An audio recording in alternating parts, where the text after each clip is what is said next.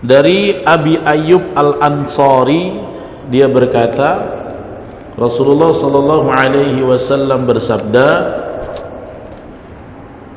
"Idza ata ahadukumul ghaita."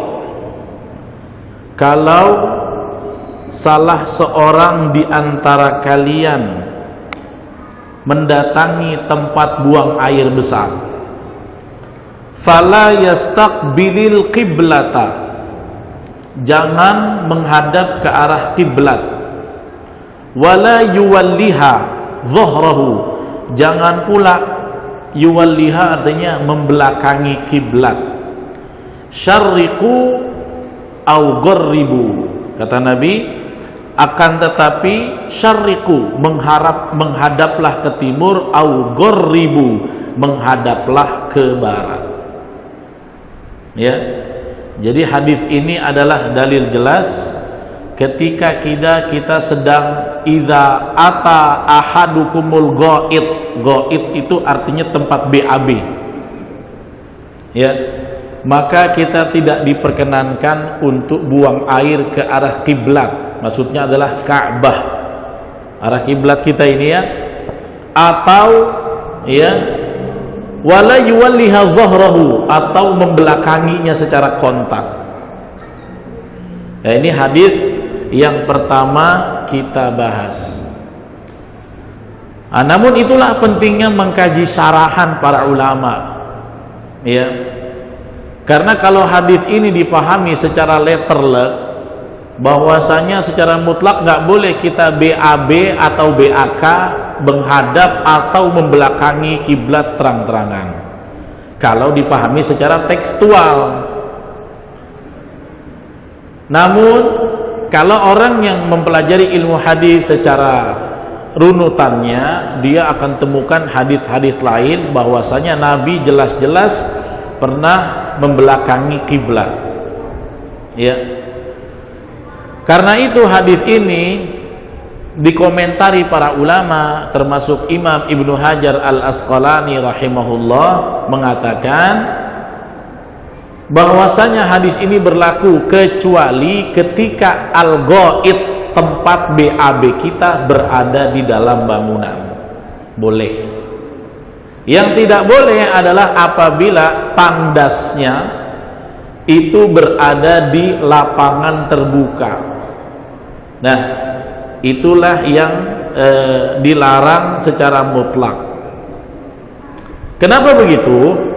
Karena ya, makna ghaid ini ya, makna ghaid itu aslinya adalah lafaz al-ghaita, ya, ghain hamzah kemudian ghaita, itu artinya adalah tempat yang datar di muka bumi seperti lapangan terbuka. Dari segi pembahasaan, dari segi bahasa Arab, ghaid itu artinya satu dataran terbuka seperti laksana satu buah lapangan.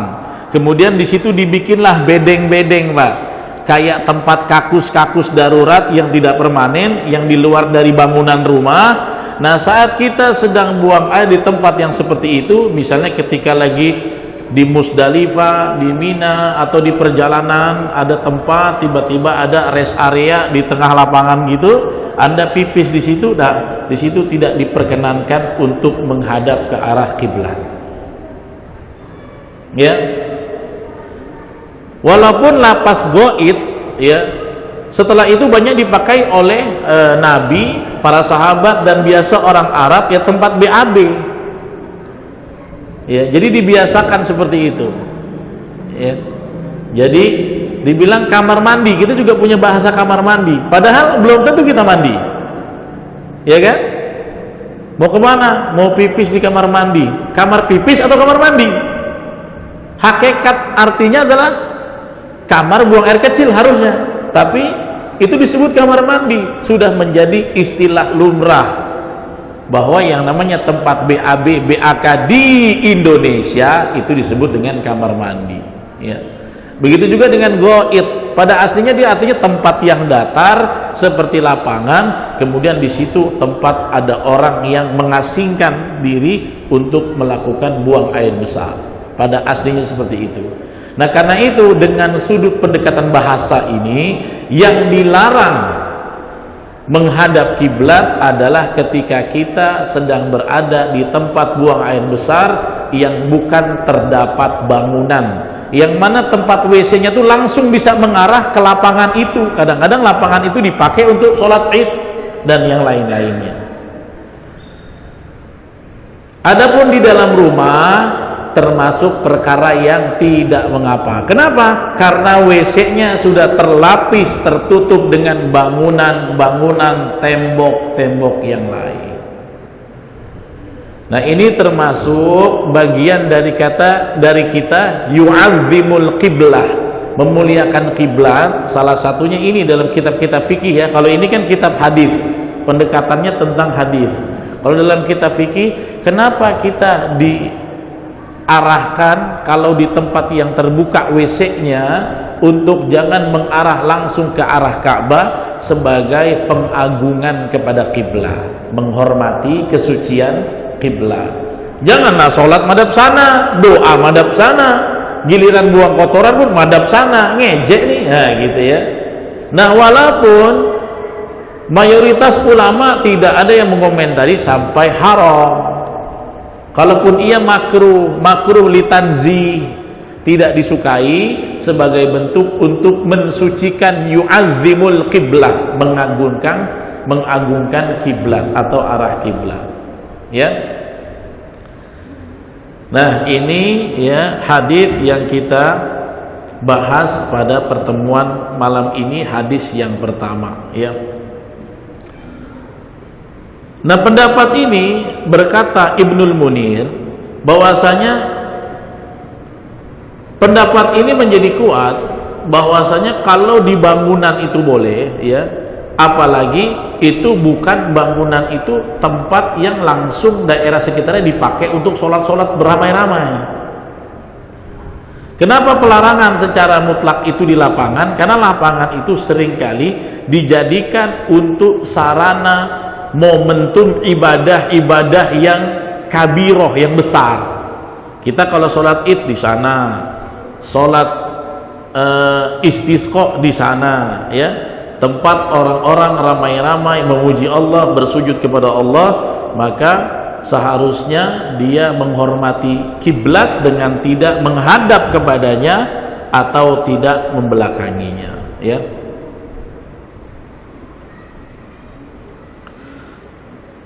Nah, Abu Ayyub Al-Ansari, perawi hadis, memberi makna lafaz al-ghaid ini, segi hakikatnya majas sebenarnya sekaligus. Maksudnya ghaid adalah tempat buang air besar di lapangan terbuka yang bukan merupakan bagian toilet di dalam ruangan tertentu. Maka inilah yang betul-betul dilarang. Nah, Imam Abu Dawud, Imam Ibnu Khuzaimah meriwayatkan hadis yang mirip, menjadi penguat larangan kita kalau di tempat toiletnya lapangan terbuka itu nggak boleh menghadap kiblat, ya. Nabi pernah diceritakan oleh Imam Ahmad juga bahwasanya kana Rasulullah nahana an yastadbiral qiblah au nastaqbilaha.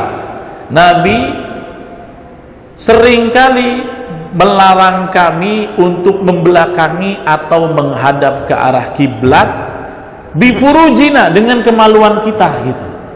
Jadi kalau kalian berhajat, jangan mengarahkan kemaluanmu ke arah kiblat atau membelakangi kiblat. Dalam hadis riwayat Ahmad, Imam Abu Dawud, Imam Ibnu Khuzaimah, dan juga Imam Ahmad, ya, banyak diriwayatkan oleh para ahlu sunan. Nah itu.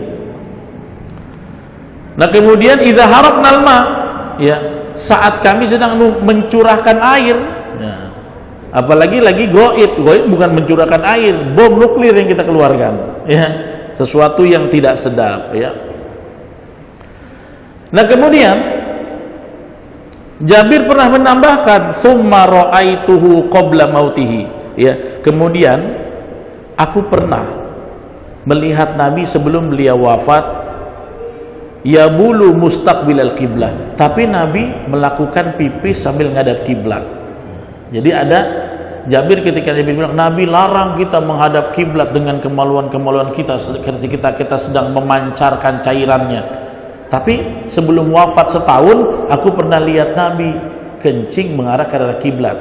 Nah, tapi riwayat ini waktu itu nampak salah satunya dari Ibnu Umar yang kita akan bahas juga nanti, itu Nabi buang airnya sedang di rumahnya Hafsah. Berarti dalam rumah.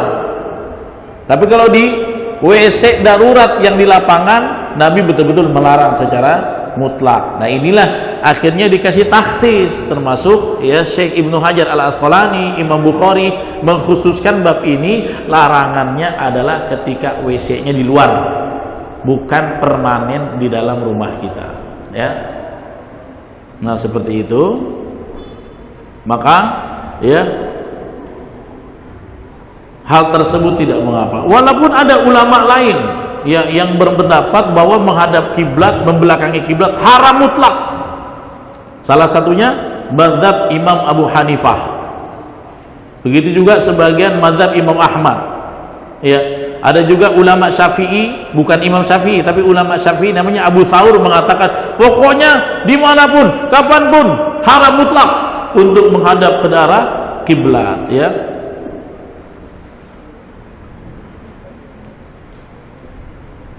Kenapa? Karena mereka itu mengambil dalil bahwa pelarangan itu harus didahulukan daripada pembolehan. Nah, itu yang menjadi pendapat mereka.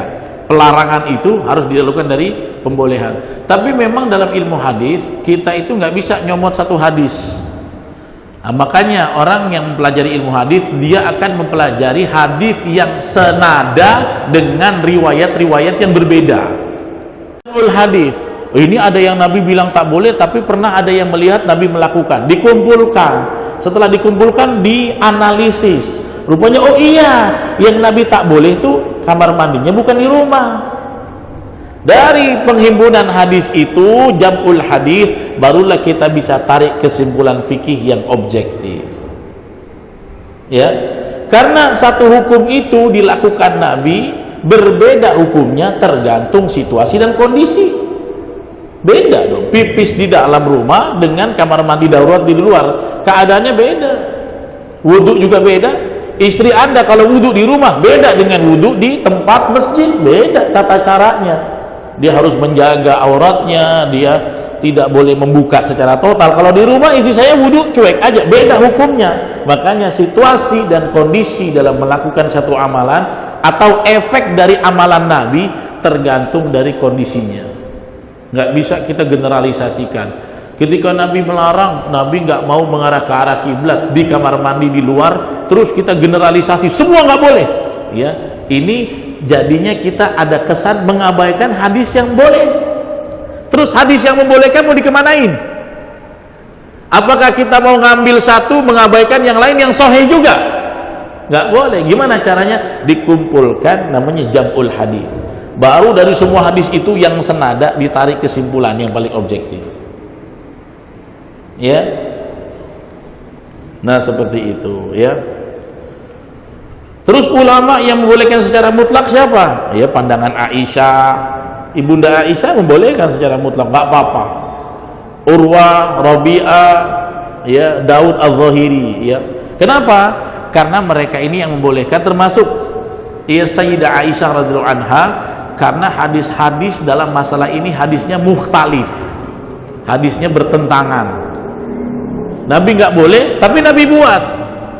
Bukan berarti Nabi tak konsisten. Kalau ada yang bilang Rasulullah nggak konsisten, kamu yang kurang cermat, bukan Nabi yang nggak konsisten. Yang satu Nabi pipisnya di mana, yang satu di mana, beda konteks, beda hukum gitu, ya. Jadi inilah kita perlu memahami. Bukan hanya tekstual, tapi harus memahami kontekstual keadaannya. Ya. Jadi harus memahami keadaan.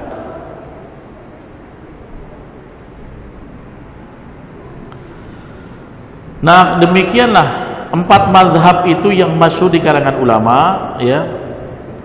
Imam Nawawi juga sampai tidak menukilnya, mengatakan bahwa dalam persoalan ini masih banyak pendapat, bahkan ada 3 pendapat. Yang pertama, boleh menghadap kiblat saat dalam bangunan saja, berpegang dengan hadis zahir itu, ya, hadisnya dari Ibnu Umar. Ibnu Umar yang lihat langsung Nabi lagi di rumah Hafsah manjat dari lantai kedua, nampak Nabi pipis mengarah, membelakangi malah. Ya. Nah, itu nanti kita bahas. Yang kedua, haram mutlak. Ya. Yang ketiga, bahwasanya hanya berlaku bagi penduduk Madinah dan daerah yang searah dengan kiblat. Nah, jadi hanya penduduk yang dekat, yang nampak langsung dengan Ka'bah. Ya, penduduk Mekah atau penduduk Madinah yang langsung mengarah ke Ka'bah. Kalau kita kan jauh, udah terhalang banyak, gitu kan. Kalau kita kan jauh. Misalnya lagi di Madinah, dia WC-nya di lapangan, gitu ya. Kemudian mengarah kepada Ka'bah. Mereka masih satu tanah. Sementara orang Indonesia, ya udah disekat banyak bangunan, banyak benua, laut malah. Maka pengharamannya tidak relevan. Nah, seperti itu.